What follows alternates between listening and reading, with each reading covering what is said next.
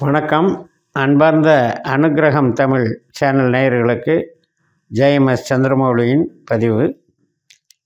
ஜோதிட துறையில் நம்ம பல பதிவுகளை பார்க்குறோம். ஆனால் என்னுடைய பதிவில் ஒரு கிரகம் நட்சத்திரத்தின் பலனை தருது அப்படிங்கிற வகையில் தான் இந்த எல்லா பதிவுகளும் இருக்கும். அதுதான் நமக்கு கேள்விகளுக்கான சரியான தீர்வுகளை கொடுக்கும், பதில்களை கொடுக்கும். அந்த வகையில் சனிப்பெயர்ச்சி கும்பத்திலிருந்து மீனத்துக்கு மார்ச் 29 பெயர்கின்ற சனிப்பெயர்ச்சியை பற்றி நம்ம எல்லா லக்னங்களுக்கும் பார்ப்போம். லக்ன ரீதியாகத்தான் என்னுடைய பதிவுகள் எல்லாம் இருக்குங்கிறத தெரிவிச்சுக்கிறேன். மிதுனம் லக்னத்திற்கு சனிப்பெயர்ச்சி 9ஆம் வீட்டிலேருந்து 10ஆம் வீட்டுக்கு போகிறாரு. சனி நம்மளுக்கு யார் அப்படின்னா, பணம் கொடுக்குறவர், வேலை கொடுக்குறவர், தொழில் கொடுக்குறவர். 2ஆம் இடத்துல பூசமாக இருக்கார், 6ஆம் இடத்துல அனுசமாக இருக்கார், 10ஆம் இடத்துல உத்திரட்டாதியாக இருக்கார். இப்படிப்பட்ட சனி இந்த கடந்த 2.5 வருஷ காலத்தில் நமக்கு பெருசாக பணம் சேமிக்க விடலை. தொழிலில் பிரேக் ஆகி பண்ணிச்சு. அதே மாதிரி சொந்த தொழில் பண்ணிகிட்ருக்கவங்களுக்கு சில பிரேக்ஸை கொடுத்துச்சு. அதாவது முடக்கம், கரெக்டான மூவிங் இல்லை அப்படிங்கிற மாதிரி வேலையெல்லாம் செஞ்சிட்டு இருந்தது. இப்போ சனி நட்சத்திரம் இருக்கிற இடத்துக்கே வர்றாரா, அருமையாக இருக்கும். பணமும் கிடைக்கும், வேலையும் நல்லாயிருக்கும், தொழில் பண்ணுறவங்களுக்கும் சிறப்பாக இருக்கும். அதனால் கர்ம சனியாக இருக்கக்கூடிய சனி நம்மளுக்கு நன்மை செய்வார். ஆனால் உறவுகள் ரீதியில் சின்ன சின்ன மனக்கசப்பை கொடுப்பாருங்கிறது ஞாபகம் வச்சுக்கணும்.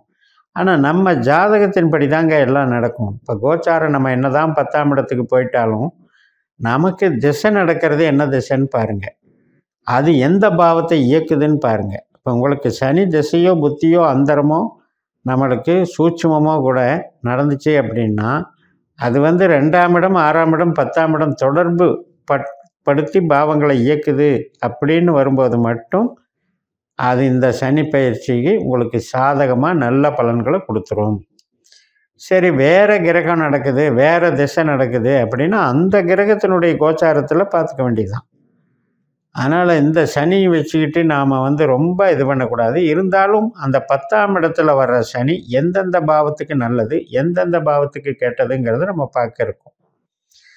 இப்போ 10ஆம் இடம் அப்படின்னு எடுத்துக்கிட்டாலே நம்மளுக்கு எந்த பாவத்துக்கு 8ஆம் இடமாக வருதோ அந்த பாவத்துக்கு பிரச்சனை பண்ணும். அப்போ 3ஆம் பாவத்துக்கு 8ஆம் இடமாக வருது அப்படின்னா என்ன அர்த்தம்னா, நமக்கு பின்னால் பிறந்தவங்க, பின் சகோதர சகோதரிகள், அவங்க வாழ்க்கையில் ஏற்படக்கூடிய ஒரு பிரச்சனைகளை குறிக்குதுன்னு அர்த்தம். அது மட்டும் இல்லை, இப்போ நம்ம ஒரு கருவிகள் வச்சுருப்போம், தொலைத்தொடர்பு கருவி, செல்ஃபோனு, லேப்டாப்பு, என்னென்ன கருவிகள் நம்ம யூஸ் பண்ணுறோமோ அந்த கருவிகள் சார்ந்து ஏதாவது ஒரு ரிப்பேர் ஆகிறது, தொலைஞ்சி போகிறது, அந்த கருவிகள் சார்ந்து டிஸ்டர்பன்ஸ் வர்றது. அதே மாதிரி கம்யூனிகேஷன் எரர். இப்போ நம்ம ஒரு மெயில் அனுப்புகிறோம், ஒரு மெசேஜ் அனுப்புகிறோம், தேவையில்லாமல் அதில் ஒரு டிஸ்பியூட் உருவாகிடும். ஃபால்ட்டு மெசேஜ் அப்படிங்கிற மாதிரி ஒரு எரர் வந்துடும், அல்லது அதனால் சில அவமானங்கள் ஏற்படும். இப்போ ஒரு கம்யூனிகேஷன் ஒரு விஷயத்தை பட்டு கூட எத்தனையோ பேர் மாட்டிக்கிறாங்கல்ல. செய்திகள் வெளியிட்டாங்க, யூடியூப்பில் பண்ணாங்க, அது பண்ணாங்க, இது பண்ணாங்கன்னு ஏன் வருது அப்படின்னா, இந்த 3ஆம் இடத்துக்கு அது 8ஆம் இடமாக வேலை செய்யும்போது அவங்களுக்கு அந்த திசா புத்தி கனெக்ட் ஆகும்போது அது நடந்துடும். அதனால் நீங்கள் என்ன பண்ணணும் அப்படின்னா, இடம் மாறுறது, டிரான்ஸ்ஃபர் ஆகிறது மற்றும் இடம் விற்கிறது, ஒரு பிரயாணம் போகிறதெல்லாம் யோசித்து பண்ணுங்கள். ஒரு ட்ரிப்பு போயிட்டு வரலான்னு பண்ணும்போது பார்த்திங்கன்னா ஒரு பிளான் பண்ண நேரத்துலையும் நடக்காது. அது மாதிரி டிஜிட்டல் மார்க்கெட்டிங் ஆகட்டும், அறிவு சார்ந்த விஷயமாகட்டும், இந்த புதையல் யோகம், லாட்ரி யோகம் நம்புறதாகட்டும், ஷேர் மார்க்கெட் ஆகட்டும், இதெல்லாம் விட்டுட்டு ஃபீல்டு ஒர்க்கை மட்டும் நம்புங்க. இப்போ சூட்டபுளாக இருக்கும், நல்லாயிருக்கும். அதே மாதிரி கணவன் மனைவி உறவு அப்படின்னு எடுத்துக்கும் பொழுது அதில் இது ஒரு கர்மம் அப்படின்னா ஈகோவை கொடுக்கும். 2 வீட்டுக்கு இடையில் ஒரு சில டென்ஷனை கொடுக்கும். நீ பெரியவனா, நான் பெரியவனா, அல்லது கௌரவ குறைச்சல், நீங்கள் மதிக்கலை, இந்த மாதிரி கொடுக்கும். அதே மாதிரி நமக்கு கணவன் மனைவி இதில் வேலை பார்க்குறீங்கன்னா வேலைக்கு நல்லாயிருக்கும். இப்போ ஒரு பார்ட்னரே இருக்காங்க அப்படின்னா அந்த வேலைக்கு தொழில் நல்லா ஓடினாலும் அந்த ஈகோனால தான் மனசு ரீதியாக ஒத்துப்போகாது. அதாவது ஒரு மாதிரி இறுக்கமான மனநிலையை கொடுத்துக்கிட்டே இருக்கும். சரி, வீடு கட்டுறது பார்த்தீங்கன்னா, கட்டிகிட்டு இருப்பீங்க, வாங்கிட்டு இருப்பீங்க, அல்லது வாகனம் வாங்குவீங்க. அடுத்தவங்களுடைய பொறாமை திருஷ்டி வந்துடும். அல்லது அது வாங்கும்போதே இப்போ ஒரு பொருளை நம்ம வாங்க போவோம், இன்னொருத்தர் போட்டி போட்டு அதை வாங்குவார். அப்போ காம்படிஷன். அது மாதிரி எந்திரம் வச்சு உற்பத்தி பண்ணுற தொழிலில் இருப்பீங்க இல்லையா, அந்த மாதிரி இருக்கும்போது காம்படிஷன் வரும். இப்போ நம்ம ஒரு ப்ராடக்ட்னா இன்னொரு ப்ராடக்ட் நமக்கு காம்படிட்டிவாக வந்துக்கிட்டு விளையாண்டுட்ருக்கும்.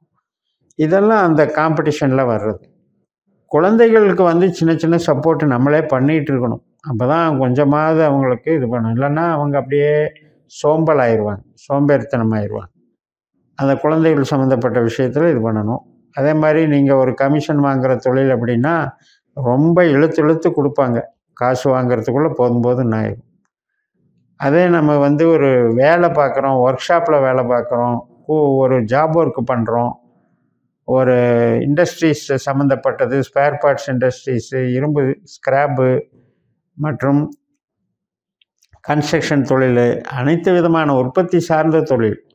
அப்போ அது மருத்துவத்தில் இருக்கலாம், உடை சம்மந்தப்பட்டது இருக்கலாம், உணவு சம்மந்தப்பட்டது இருக்கலாம். இந்த மாதிரி இதுகளுக்கெல்லாம் ரொம்ப நல்லது பண்ணும். உணவு, உடை, மருந்து இதெல்லாம் வந்து ரொம்ப நல்லது பண்ணும். இன்வெஸ்ட்மெண்ட் பண்ணதற்கு மோசம் போகாது, டெவலப்மெண்ட்டு ரொம்ப நல்லாயிருக்கும். இப்போ அதே மாதிரி நமக்கு ஆயுள் பலத்தை நல்லா கொடுத்துரும், வளர்ச்சிகள் கொடுத்துரும். பெற்றோர்கள் வகையில், பூர்வீக சம்மந்தப்பட்ட வகையிலையும் வளர்ச்சி இருக்கும். இப்போ குலதெய்வ கோயிலுக்கு போனோம், அதனால் வர்றது திருப்தி. அதே மாதிரி பூர்வீக சம்மந்தப்பட்டதில் பெற்றோர்களை பார்க்க போனோம், அதனால் ஒரு அமைப்பு. அங்கே நம்ம ஏதாவது டெவலப் பண்ணணுன்னு நினைக்கிறோம், அதில் டெவலப்மெண்ட் ஆகிறது.